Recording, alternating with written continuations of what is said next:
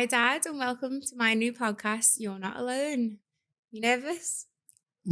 First time I've ever done anything like this, so So, as you very. know, I wanted to start this after we lost my mum. Yes. After doing the Channel 4 show, so many people reached out to me and made me realise how many stories were so similar to ours. So, I thought it'd be amazing to have you as my first guest because obviously we went through the exact same, well, I'd like say the exact same thing, but it'd be different as well. So, I just want to let people know they're not alone in what they're going through when they're dealing with someone with addiction. And I thought we could come on here today and just talk about our story because we've never really sat down and had an honest conversation about what happened and what led to it and how it developed. So, first of all, let's talk about my mum. What was she like before she started drinking? Well, before we talk about your mum, I'd like to say I'm proud of you doing this because I felt for years I was on my own. I used to walk down the street thinking I was on my own. So for me to do this and for you to do this, I'm proud of what you've done. So thank you. Thank you. Don't make me cry. We've been here for 2 minutes. I'm like, we need to be strong. I said to you on the way in, I was like, we can't be a blubbering mess. Because it is an emotional subject to talk about. And, you know, she was my mum, your wife. What age did you meet me, mum? I met your mum July the 16th, 1996. Wow. You never knew that date, did you? 1996? Sorry, 1986. 1986. Yeah. I'm nervous. And what was she like when you first met her? Love at first sight. We met in the Adelphi Hotel. Yeah. There was a club there called Saturdays, and we met on a Monday. And she'd gone out with a friend called Vanda, and she'd gone out to Birkenhead. And the club she'd went to was horrible. So she got a lift home with some guy in a TVR with Vanda, just to come to the club in Liverpool. And I met her. And the first night we met, I fell in love. And we were never apart for months. Every single night, we used to see each other. And it was fantastic. Yeah. And she's just, you remind me of your mum so much. Yeah. You're like a doppelganger. Yeah, I am my mum's body double. And from the first night we met, we just seen each other every single night. We just gelled. Yeah. What was she like as a person? As a person, she was lovely to talk to, loved to have an argument. Exactly like me. Whatever I said, I was wrong. She was right all the time. That's where I got it from. She had a fiery temper. Yeah, just like you, doppelganger. She had a fiery temper. And if you said something or done something wrong, she'd say it straight away. Or if we bought her a bunch of flowers and she didn't like them, she wouldn't hide the fact she didn't like them. Yeah. She'd just say, okay, thank you. Is that all I'm worth? Yeah. I think I remember my mum before the drink. She was like the perfect mum growing up. She was like a Stepford housewife, wasn't she? That's what I used to call her. Our house was always immaculate. Nothing was out of place. She was the best mum you could physically imagine. She did everything for me. And I couldn't have ever imagined life without her. She was the best wife. Yeah. I used to come home to 3-course meals. The house was immaculate. Every single room. She just used to clean the house all the time. She wanted to be a stay-at-home mum, where she looked after the kids and I went to work. And that's what we've done. And it worked perfectly. Yeah. When did you notice the drinking stop being sociable and was becoming a problem? It was, your mum's family are a big family, weighty. And she put a lot of weight on and she didn't like the weight. So she tried every single diet, everything to do. She couldn't lose the weight. So in the end, she'd done some research and wanted an operation called a gastric bypass. And she lost a lot of weight after gastric bypass. I didn't really want her to have it done, but she wanted it done. So she got the operation, had a gastric bypass. And unbeknown to us at the time, I've done research since then. A lot of people who have a gastric bypass turn to alcohol because they can't tolerate alcohol as much. My own personal opinion, they're replacing one sugar with another. So the food and the sugar in the food, to the sugar in the alcohol. Yeah. And For the first few years afterwards, because she didn't drink, so she never drank for a good 3 or 4 years afterwards. But we noticed when she had a drink, she'd get drunk very quickly. And it'd take her one glass of wine and she'd be like, merry. But that was fine because she'd have one glass of wine and that was it, no more. Mm-hmm. And it was like that for a couple of years. But then that one glass of wine became 2 glasses of wine, then 3 glasses of wine. And then the time in between, she might drink once every 2 or 3 months. It become once every 5 weeks, then 4 weeks. So the time in between her drinking was coming shorter and shorter. Yeah. And the length of time she was drinking was coming longer and longer. And in the end, they just seemed to meet. And she just become more like a binge drinker. She'd go on a drinking spree for 10 or 15 days. And then she'd come off and not drink for 6 months.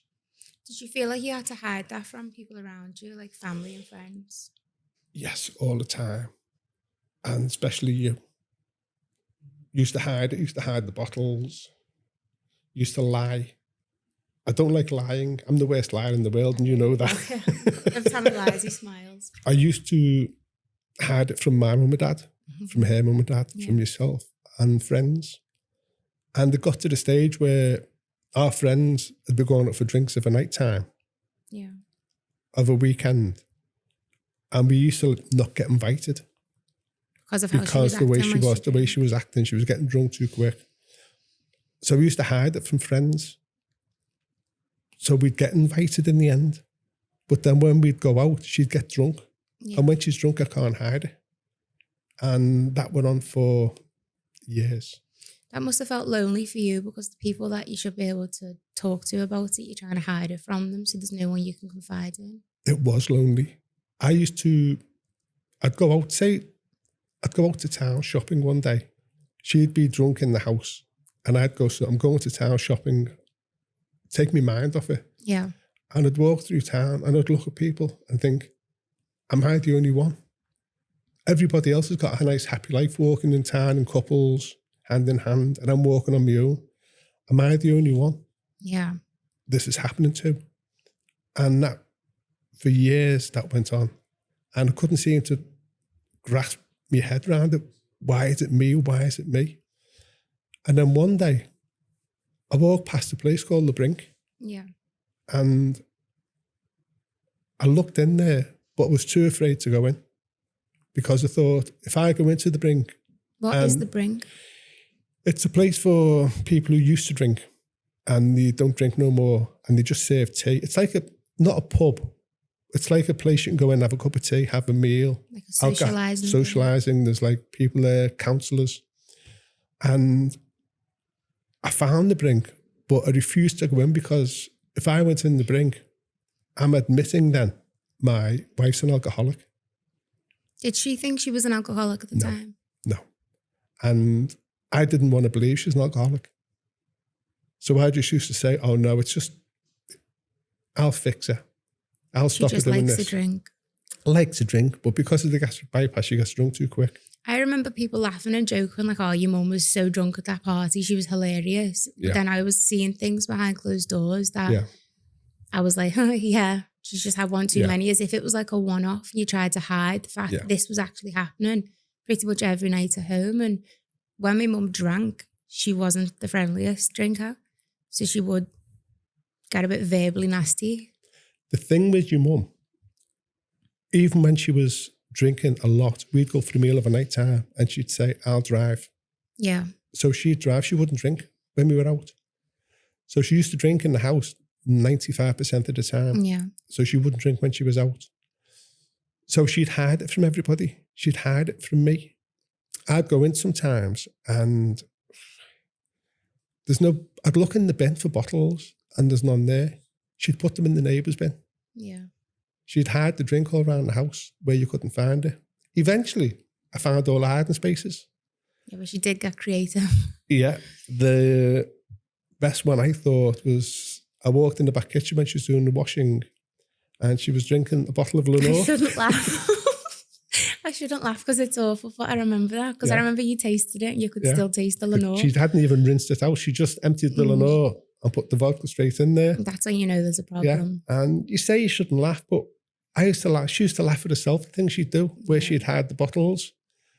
When one time we went out and our dog Gizmo, I thought, I'll give Gizmo some water out of his water bottle, and he wouldn't drink it. Guess what was in the water bottle? Okay. Vodka. So did you look for any help from your mum, or did you try and talk to her about getting help, or did she point blank refuse too? At first, she point blank refused, so she would admit to being an alcoholic. And then we went to the doctors, and we walked in the doctors to get help, and then she turned on the doctor. I know, I laugh at these awkward situations because looking You know back, what it's she's like like? funny because I know what she's like, but Yeah. at the time it's mortifying. Yeah, she turned on the doctor, and I was apologetic to the doctor and Dr. Edwards. She said, "Don't worry about it, Mr. Reeves. We get this several times, things that have happened." Do you think there's enough help out there for alcoholics? There's enough help for alcoholics if you look for it, but I think there needs to be more help for people who are living with alcoholics. Yeah. I found it hard to get help. I remember you becoming, you weren't you anymore. Like you were sad a lot. You lost yourself. You gained weight. You didn't want to go out. You weren't seeing friends. It's like your life was consumed by my mum and trying to take care of her and her drinking. It's like you felt like you had to watch it all the time. It became like I was babysitting your mum. I was always trying to find out where she was going, what she was doing. Whenever she went anywhere, I'd go with her. So I was like leading two lives, one of my own life, doing what I need to do, and another one being with your mum 24/7, which I couldn't do. And I ended up drinking myself, turning to alcohol myself. I didn't know that. Yeah. I ended up started off a couple of cans of lager every night time, then 2 cans, then it ended up 6 cans of lager every night time, just to try and drown out what she was doing, what I knew was doing wrong. You've seen the photos of me when I put all the weight on. Yeah. And they went really big. And that's when I realised this isn't for me. Yeah. But I went to the doctors and explained to the doctor, and the doctor gave me help. And you have to want to accept help as well, don't you? You've got to want to accept it and be prepared to take steps to it. It's okay saying, yeah, I want help, accepting help, but the help, you've got to put steps in to help yourself. Yeah. You can't expect everybody to help you. You've got to help yourself. Mm-hmm. And that's the one thing I learned. I found out when I went to the brink, I was an enabler. And that's because I used to lie for your mum. I used to hide the bottles. I used to buy drink for her when she had the shakes because she said the doctor said she needs it. She'll go into a seizure. I used to buy bottles for her. But I used to buy the bottles and then water them down. And then she'd have a drink and get drunk. And then I'd give her a bottle of vodka with just water in it. So she'd drink water and she didn't even know the difference. Once she was drunk, she didn't even know the difference. I think when you got to that stage, I think I must have been about 18 then, because I remember moving out because I think my mum started drinking when I was about 15, didn't she? Yeah. Like, it was hard for me because that's like a key age where you need your mum. Yeah. And she was there sometimes and then wasn't. So like we could go out and we'd have like a lovely day. We'd go shopping, we'd come home, I'd get in the shower, get out, and she'd be bladdered drunk. And then be screaming abuse at me. And then the next morning she'd wake up and it'd be normal. Like she'd be all normal again. And that was like a repeated thing. And then when you want to go to like a Mother's Day event and things like that, or like we had a huge group of friends, mums and daughters, as you said, we stopped getting invited to those because when my mum would come, she'd be a mess basically, and she'd be drinking so much. People didn't want that around them. And then it ended up causing arguments there. So then I stopped getting invited places. So then it was hard in that way because people still wanted me to go, but they're not my mum. But then we obviously come as a pair for Mother's Day. So it does affect, her drinking did affect me and it made me feel left out. And like I didn't have a mum in them situations. And then she'd drink and when like social media came out, I remember her getting drunk and messaging me first ever boyfriend on MySpace, telling him she loved him on my behalf. And I was mortified, but she's like, and I was like, I remember her messaging me first ever boyfriend on MySpace, telling him she loved him on my account. And I was like, I remember that. mortified, and I couldn't do anything Yeah. about it. And then she'd be like logged into my, because obviously I'm a kid at this point, so you had all access to any social media. And she was posting things on my behalf. That was embarrassing for me. But I didn't want to say my mum's a drunk, it's her, because I was hiding that from people. But then I was having to like defend all these things that are happening. And like I'd have friends come round and she'd be so rude to them because she'd been drinking. It was like I stopped bringing friends around. And the second I got the opportunity to move out, I left. And I think that's probably when it got harder for you, because I used to have a brother, but I won't go into that. He went in the Marines. I moved out, and then it was you were left with my mum. Then I think that's when you got to your worst point. I think the hardest thing for me is you used to see she was drunk, bladdered. You couldn't speak to her. She'd argue with you. But then when she sobered up, we get the old Margie back. Yeah, she's the and she's amazing. the most perfect person. Yeah. And you think, maybe that's the last time. Maybe she'll come down. Maybe she's realised, which used to say all the time, that's the most drunk I've ever been. I'm never drinking again. I've now realised I've seen the other side. Yeah. So I'd believe her. And she said it a million times. And a million times I believed her. Well, she did go to rehab a few times, didn't she? Explain that to me. Why didn't it help her, do you think? She went to rehab and she come off for the longest was 6 months. Mm-hmm. And what I thought might have helped her, when she's in rehab, she had the WhatsApp and she'd message people and people would have relapses and die. So people she knew who were younger would pass away because of the drink. And I thought, well, maybe she'll realise now this is going to happen to her. Mm-hmm. And for 6 months, she was great. Yeah. No problems whatsoever. And then one night, I come back to the house and she was gone again. And what's brought this on? Never knew. She just wouldn't tell me what it was. Never knew what it was. And then she'd come off again for another month or two. And then she'd start coming off for a month, 2 months, 3 months. Yeah. And then go back on it. That made it harder for us as well, though, because getting that teaser and taste of having your wife back and my mum back, it's like, oh my God, she's stopped, she's quit, she's back. Like, I've got my mum again. I used to live that life with her, and she'd be snatched away and then she'd be drunk again. Yeah. She was back to the old Margaret step. It's like you're grieving over and over and over again. But the thing with your mum, she didn't. What does an alcoholic look like? You think people who are alcoholics who drink all the time, you get the red noses and the veins in the nose and they put a lot of weight on or lose a lot of weight. And Margie looked like a model. She looked perfect. Yeah. You'd never think, even she'd been on a long bender for 16 days. She still managed to do her hair and makeup. And she just looked perfect. And she'd come off a long bender and like the next day she'd say, oh, I'm fine. And she'd look perfect. We'd go out and people said, no. People didn't believe it. People thought we were exaggerating, which was harder for us as well. Yeah. But as the time went on, it did start taking a toll on the way she looked, the way she dressed. When she was younger, she'd never go out the house without hair and makeup done. And even when she was drunk, no, hair and makeup always had to be done. She'd go to the offie and do her hair and makeup before she went. But then as time went on, that relapsed and she started going out and she lost a dignity, what she looked like. She'd just go out in anything at all just to go and get more alcohol. Yeah. Did you ever think it got as bad as it did? Never in a million years. I think... Do you think she thought it would get this bad? No. I think the whole way from when she started up until maybe a couple of years before she died, I don't believe she thought she had a problem, because it was only the last, I'd say, 3 or 4 years, she'd sit down and she'd be like, I know I've got an issue. I want to stop.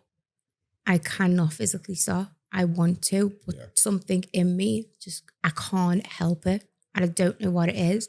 Like, no matter what, she's like, I love you. But it's like, even the love for me she had, alcohol still came first. So then when I got pregnant, she promised me the world. The day I was in labour, she was drunk. Yeah. So even me having her first grandchild, that still couldn't sober her up. That whole pregnancy. Remember my first baby scan I took her to? Yes. I took her to a baby scan and we picked her up she was living in an apartment. She got in the car and I thought, she seems like she maybe drank yesterday, Yes. but she wasn't drunk yet. We got to the place where we had the baby scan. It wasn't a hospital, it was a private one. We were sitting in the waiting room. She went to the toilet, come back out, and me and you looked at each other. She started making really like rude, crude comments in the waiting room. Yes. And we just looked at each other and we knew. And then her face used to change. And I just looked and was like, she's drinking. And I've got a picture of her. I filmed her like on my phone. And I still look at it now, the faces she was pulling. And that was the first ever scan she's seen of her first ever grandchild. And in that place, she went in the toilets and drank and come out, and was not drunk, but drunk enough. And that destroyed me like internally for that, because I looked at her and thought, you are never going to stop. And it was at that point, that's the only ever time I've thought, I can't have you around me anymore. Because I gave her chance after chance after chance and I never cut her off. I've always been there for her. That was the only time I looked and thought, like, I need to put my baby first now. If you remember that night, you had the scan and we were going out and we were going to go for the family meal. Yeah. And we said, let's, myself, Margie and yourself, go for the meal. We'll go somewhere and have like a nice meal and we'll just sit down and have a talk, what we're going to do. Let's plan for the future. There's a new baby on the way. Let's get excited. She wanted to go home. No, I've got to go home. Because she'd had one little drink in the toilet, it had to carry on. Once she's had the taste. It's me, I think I'm back. Had the taste. I remember waking up some mornings, 8 o'clock in the morning, and your mum would be drinking neat vodka out the bottle. And she'd have half a bottle of vodka in one go. And she'd say to me, I don't like the taste of it, but I like the effect it gives me. Yeah. And how can somebody be drunk for... It's like when you know what it's like when you drink, you wake up the next day and you're thirsty. She clenched that thirst with another alcoholic drink. Yeah. But yeah, even throughout the pregnancy, I didn't see my mum. She never felt the baby kick once. It really upsets me talking about it. Because like she never felt Vienna kick in my belly, nothing like that.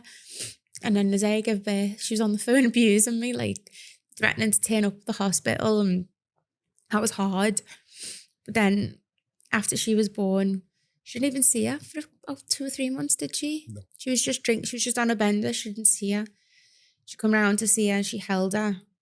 And even then she was drinking and she was like, oh, I hate to tell you this, your baby's cross-eyed. She just wasn't nice when she was drunk. She was a nasty, horrible person. And it was hard. Like I was a single mum, moved back in with you when I gave birth. My little girl's dad isn't involved at all, so I didn't have any help from him. It was just me and you, like you were helping me, and she'd come round and just put me down.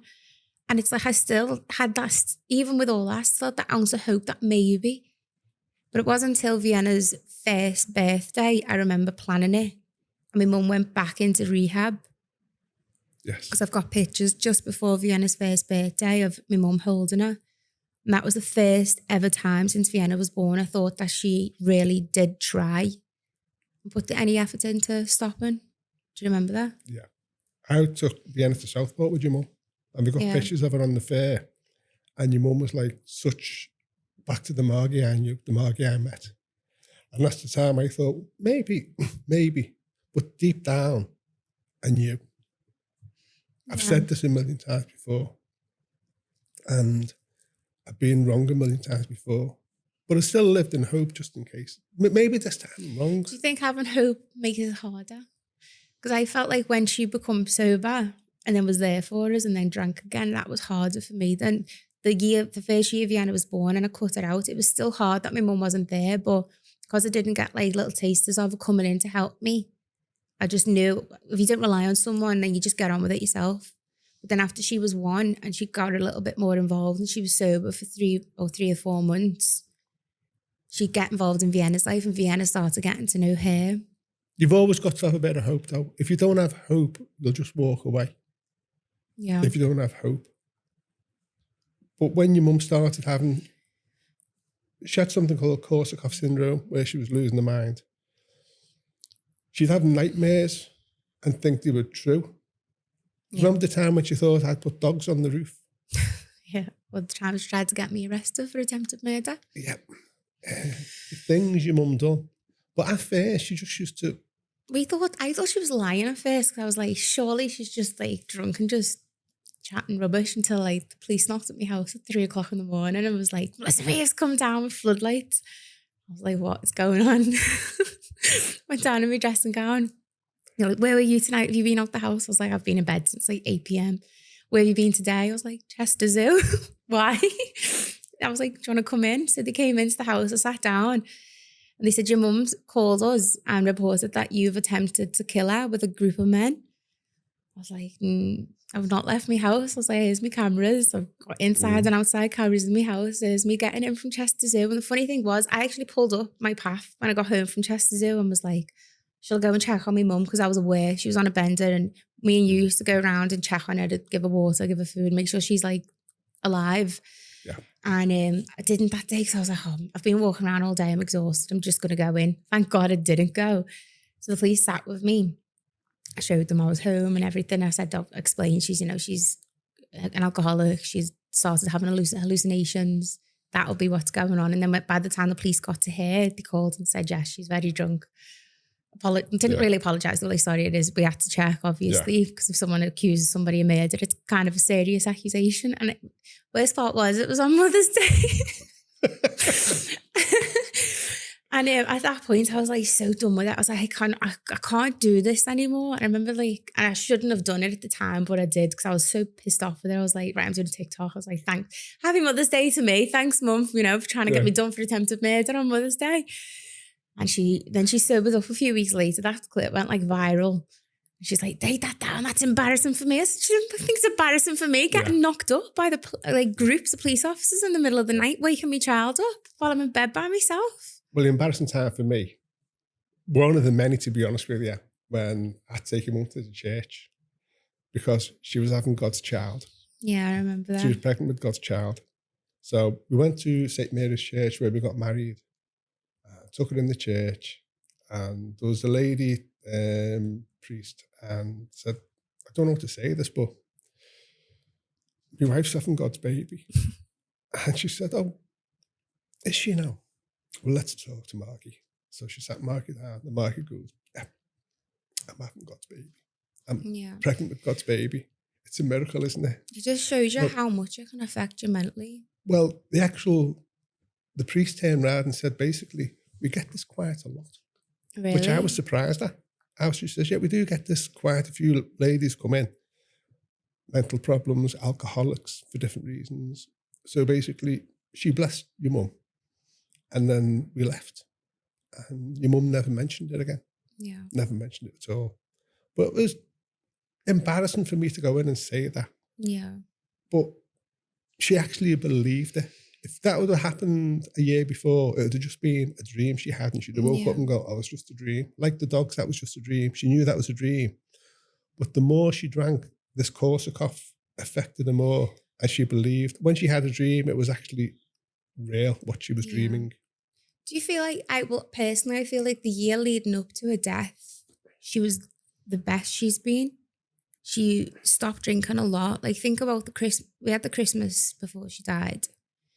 I did Christmas with her, bonfire night, Halloween.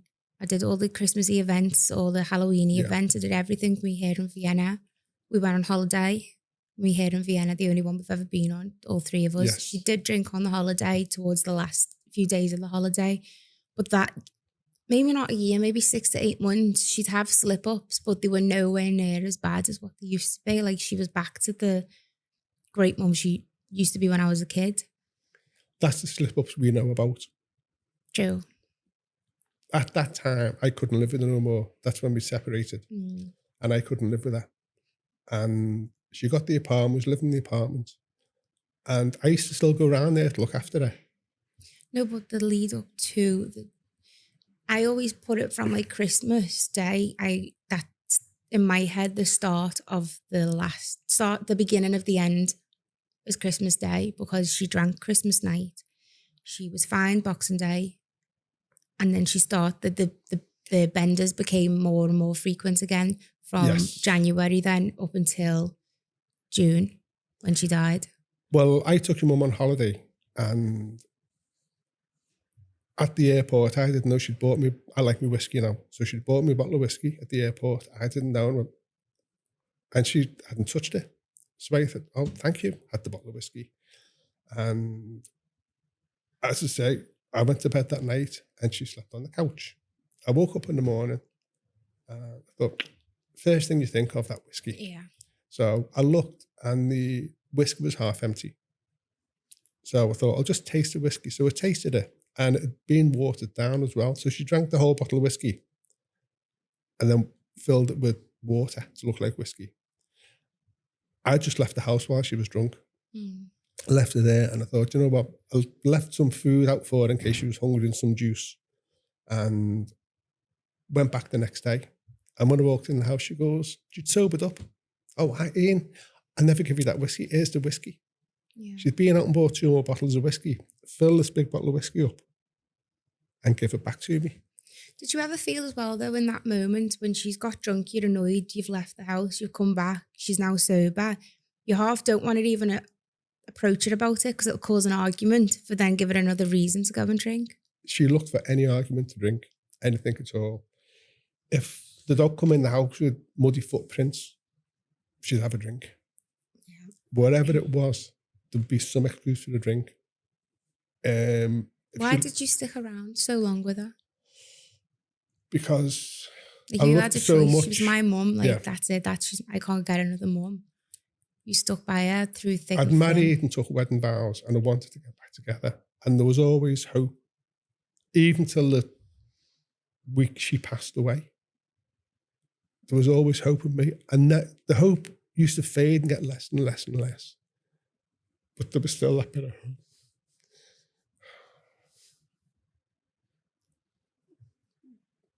There was still that hope, and I just wished I wished I could have done something to help her. I tried everything, Melissa. You did do everything.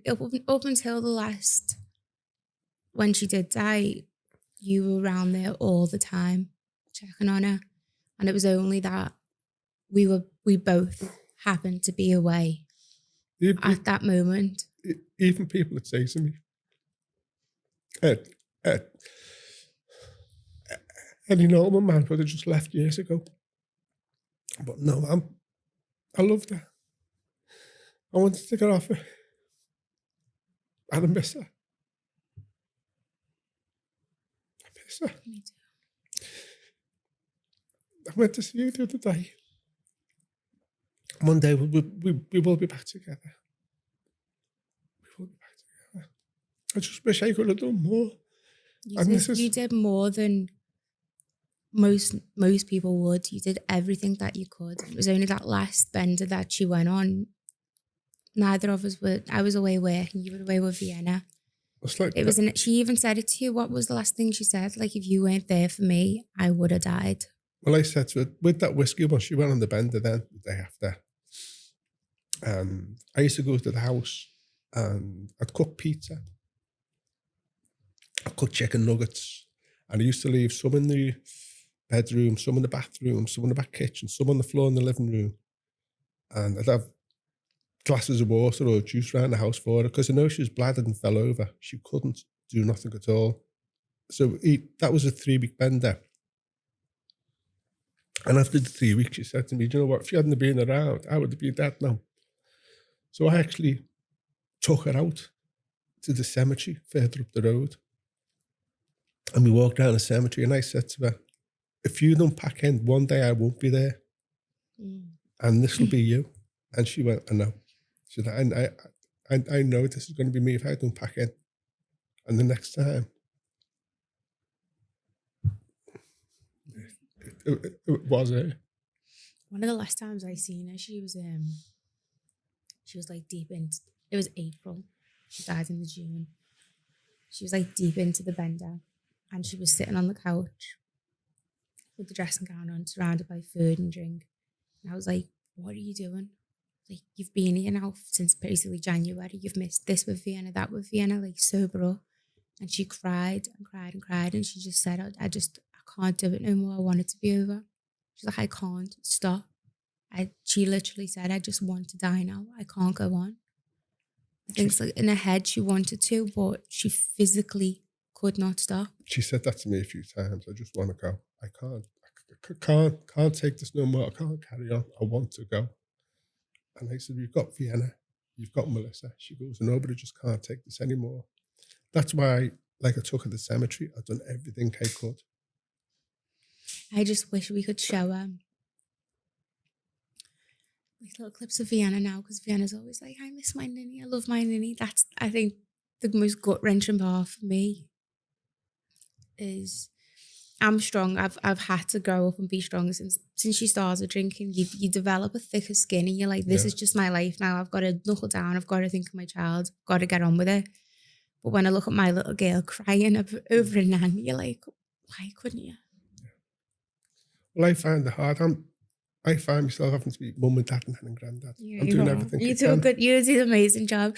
Even as a single parent, you make me feel like I'm not as much of a single parent, because you'll help me so much with Vienna. But we've only got each other now, the three of us, haven't we? Yeah, we have. And we just work through it the best we can. And what I want to do, which we are doing, keeping your mum's memory alive. So Vienna still knows Nini. Yeah, She knows, still talks about her. Even Gizmo, she still talks about. Yeah, I know. What would you want to say to anybody else who's going through something similar to what we went through, or what we're going through right now? Never give up hope. And there's always somebody out there to help you. But the help won't come to you. You've got to go for the help. And when you get the help, see it through to the end. Because there are success stories. When I went to the brink and I met people who used to be alcoholics, they'd been not drinking for 10, 15, 20 years. It can be done. People do come off it. Yeah. But it's not easy. It's hard work. And anybody who's in my position, who's living with an alcoholic, you're not on your own. There's people out there to help you. There are people out there who are like you. I felt embarrassed to talk about it. So now I've spoke to people. I wish I knew now what I knew back then, that you can go out and find the help and speak to people that are in similar situations, because it does really, it's help. Even though my mum's now gone, it's still helping me speaking to other people, because I'm like, it's hard feeling like you are by yourself in something is the hardest thing. But knowing someone else that can just relate with you, because no one can understand what you're going through unless you've been through it. No, if we walk out of here now and walk through Liverpool city centre, we'll walk past hundreds of people. How many of them people are alcoholics? Or how many of them people who live with alcoholics? You don't know. So I look at girls with the mums and I get jealous. Like, I was in the changing rooms the other day and a girl's shower. And it was petty, but I couldn't do anything without my mum as a kid, and she'd choose every outfit. I'd be like DJing in India, and I'd be like, Mum, what's the wear? She's like, I don't know. I was in the changing rooms and I heard a girl go, Mum, what goes with this? And I just thought, they're the little things I miss that I haven't got my mum for. Like little girly moments, days out shopping. And I never want Vienna to feel the pain I felt.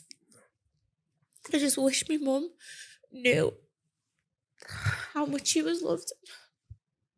Not was Maybe loved. she would have stopped. I don't know. She still is loved. It's hard. She still is loved and will always be She loved. always will be, but just to know I'm never going to see her again. That's the hardest thing. I believe I will see it again one day. I believe I will see your mum again one day. We'll be back together. What do you think my mum would think about this podcast? She'd have loved it. She did like being... Even when we did the Channel 4 documentary, my friend Hayley, she owns it was called The Fabulous Funeral Parlour. It's called Butterflies Rising. So Hayley sadly lost her mum as well. So the second she found out that I had lost my mum, she called me, and she was like a rock to me. She was amazing. And she could relate because she's lost her mum. And as we've said, until you've gone through the pain of suffering and living with someone with an addiction, or you've gone through the pain of losing a parent or you can't relate with someone until you felt that, because it's indescribable. It's not, it doesn't feel real. Even sometimes now, like I went to Costco not long ago. My mum loved the Costco cakes, the little ones, cupcakes. When I asked my phone to call my mum, and then I burst into tears in the middle of Costco, and I was like uncontrollably crying, and then just had to leave because I was like, I can't. But yeah, Hayley was like such a rock for me. And after doing the show, we were saying my mum would have absolutely loved the fact that there was a film crew at a funeral and stuff, because when I started doing TV work, she loved bragging to people about that, didn't she? She did like to big me up a lot. So she was proud of me in ways like that. But that wasn't great at bragging online when she'd had a drink, because you never know what she'd say. I remember going through Liverpool Airport. One of the girls said, "Are you Lisa's mum and dad?" Yeah. And I'm like, "Oh, yeah, I'm a mum." And your mum loved the attention kind of thing. But I think she would she'd like this podcast because she did want help and she did want to stop, but she couldn't. Yeah. And she didn't like how she was making us feel. So if we can help other people by not feeling so alone and just giving them someone to talk to, or listening to this and reassuring them, or just someone that was in your position, someone whose wife is struggling and they just want to give up, and there is light at the end of the tunnel. You can get through it. People do recover. People do get off the alcohol. Not all stories are successful stories. Look at ours. But even with my mum, we've still soldiered on. We're strong. We've got each other. We've got Vienna. And not every story is a success, but every story is a failure. People do come through. Yeah. There is help there if you reach out for the help, and it can be done. I just wish my mum was one of them. Yeah, I know it sounds horrible. If your mum hadn't passed away, we wouldn't be here now. We wouldn't be helping people if possible. And you've got to look. Well, I would have liked to have survived, and we can help people with that. Yeah, but we wouldn't be here, would be doing this. No, I know. But we've got to keep your mum's memory moving forward somehow. Well, I would never have even thought of doing this without Hayley asking me to do the documentary. And I feel like that's helped my grieving journey so much more by just being able to talk to other people. And I've been to AA meetings, and I've spoke to some incredible women that have been so strong, and some are in recovery, some have had slip-ups, and even just speaking to people that are going through what my mum's been through, or what they're going through, what my mum was going through, and hearing their opinions and their feelings, and then speaking to their families as well, and being like, that's exactly how I feel. Like it's a lot of comfort for me, and it's helping me with my grieving process. Well, since your mum's passed away, I speak to people and I say, how did she pass away? At first, I was a bit embarrassed. She was an alcoholic. I lied but for the first year. I didn't tell people. I said she died in her sleep for a whole year. And only after the documentary come out, I admitted it was alcohol, because I was ashamed. Well, I now tell people that she died. She was an alcoholic and it took her life in the way. And a few people have said to me, my wife's an alcoholic, my husband's an alcoholic, my dad's an alcoholic. And I think when you've said that to somebody, it opens up a little bit. Yeah. And they feel a bit more ease talking to you about their problems. I've talked to strangers in a pub, and we've just been having to talk, and something's been brought up. And since it's been on that Channel 4, people have said, "Oh, was your wife an alcoholic?" And that was my wife. And we've started talking, and it turns out his wife's an alcoholic and going through a very similar thing. Mm-hmm.